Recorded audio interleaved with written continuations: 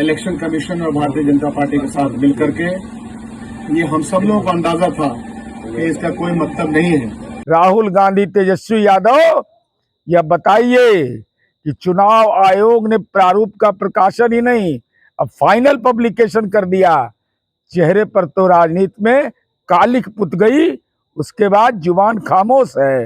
ज्ञानेश्वर गुप्ता जो chief election commission है वो यह न समझे और वो कह रहे हैं कि ये एसआईआर का जो शगुफा था या जो एक्सरसाइज है वो सही एक्सरसाइज था, इसका कोई नतीजा नहीं निकला। कलई खुल गई, बेनकाब हो गए। अब विपक्ष यह बताए तो आप कैसे ये कह रहे थे कि समाज के दलित, अति पिछड़ा और शोषित तबके का, जो सामाजिक शोषित है, उनका वोट चोरी हो रहा है। वो अभी भी मूल्यांकन के दायरे में है। उनके कहने से ये बात नहीं खत्म हो जाती कि एसआईआर का मामला खत्म हो चुका है। नमस्कार, आप देख रहे हैं बोले भारत में हूं आपके साथ कमलेश। देर रात पक्ष और विपक्ष आमने सामने होकर के एक दूसरे पर खूब बरसते हुए नजर आ रहे हैं। दरअसल एसआईआर मुद्दा को लेकर के लगातार विपक्ष सवाल पूछ रहा था इलेक्शन कमीशन से, और अंतिम तारीख 30 सितंबर था मतदाता पुनरीक्षण को लेकर के, और कल पूर्णतः डाटा जारी कर दिया गया है जिसमें लगभग कई लाख लोगों का नाम कट गया है। तो देखिए कैसे पक्ष और विपक्ष आमने सामने होकर के भिड़ गए हैं।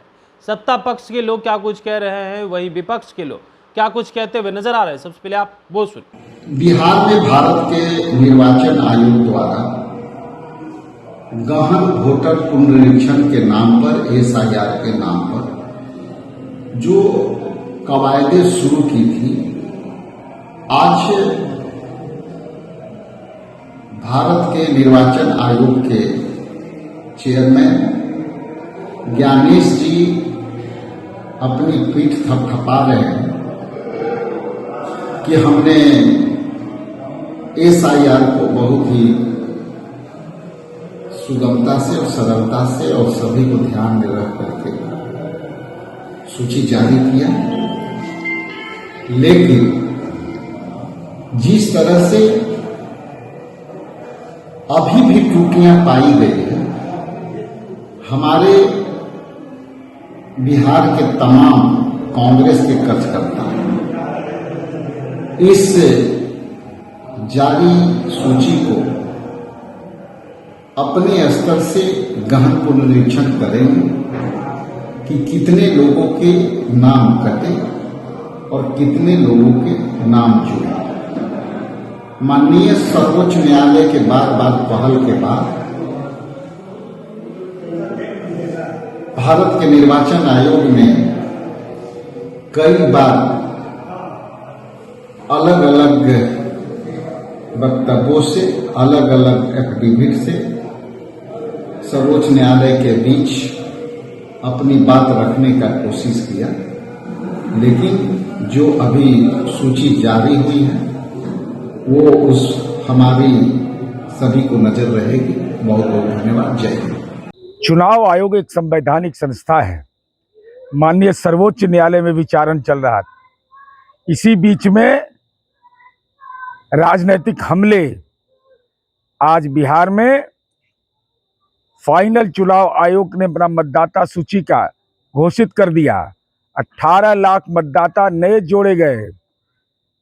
तो जो भ्रष्टाचार के आरोपी हैं वो वोट चोरी का आरोप लगा रहे थे।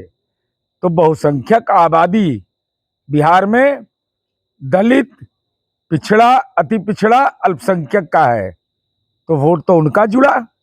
तो आप कैसे ये कह रहे थे कि समाज के दलित, अति पिछड़ा और शोषित तबके का, जो सामाजिक शोषित है, उनका वोट चोरी हो रहा है।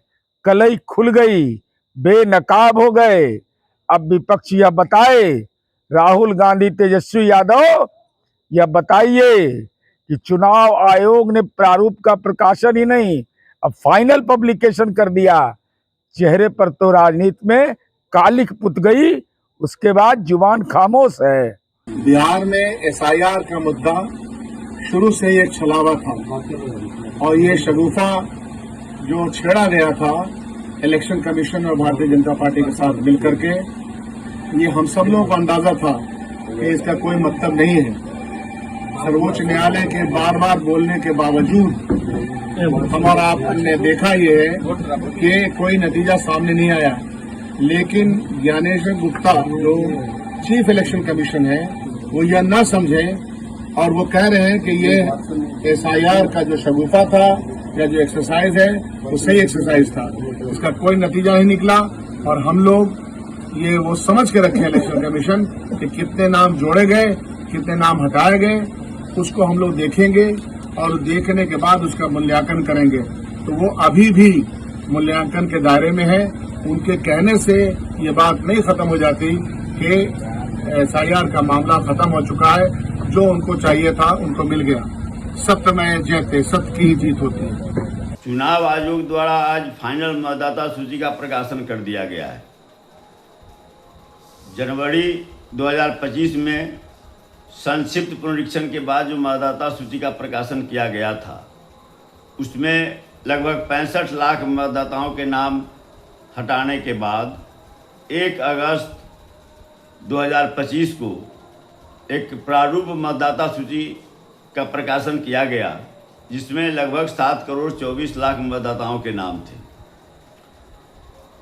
उसके बाद कई सारी उसमें गड़बड़ियां थी जिसको लेकर राष्ट्रीय जनता दल सुप्रीम कोर्ट में गई और सुप्रीम कोर्ट के हस्तक्षेप के बाद कई गड़बड़ियों को सुधारा गया और आज जो फाइनल मतदाता सूची का प्रकाशन किया गया है इसमें लगभग 3,66,000 मतदाताओं के नाम हटाए गए हैं और 21,53,000 मतदाताओं के नए नाम जोड़े गए।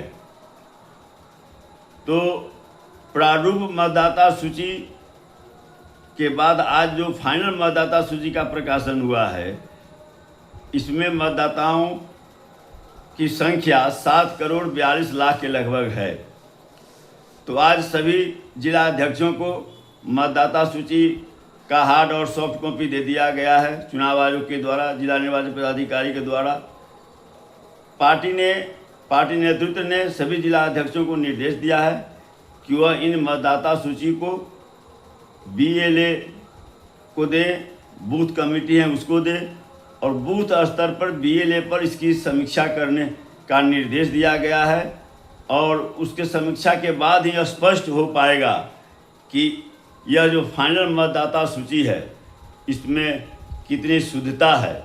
लेकिन एक बात इतना स्पष्ट है कि माननीय सुप्रीम कोर्ट के हस्तक्षेप के बाद जो एक साजिश रची गई थी बड़ी संख्या में मतदाताओं के नाम हटाने और फर्जी मतदाताओं के नाम जोड़ने का, वह साजिश कामयाब नहीं हुई।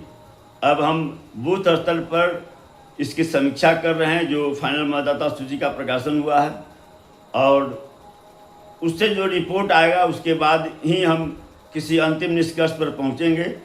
यदि आवश्यकता हुई तो पुनः हम माननीय सुप्रीम कोर्ट का दरवाजा खटखटाएंगे।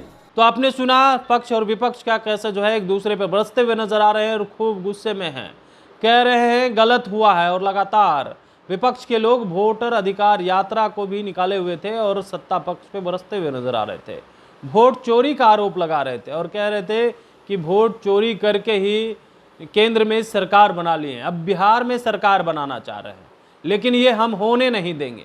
वहीं सत्ता पक्ष ने कहा है कि जनता को बरगराने के लिए ये तमाम जो है साजिशें रची जा रही है, घुसपैठिया तक की बात आ गई।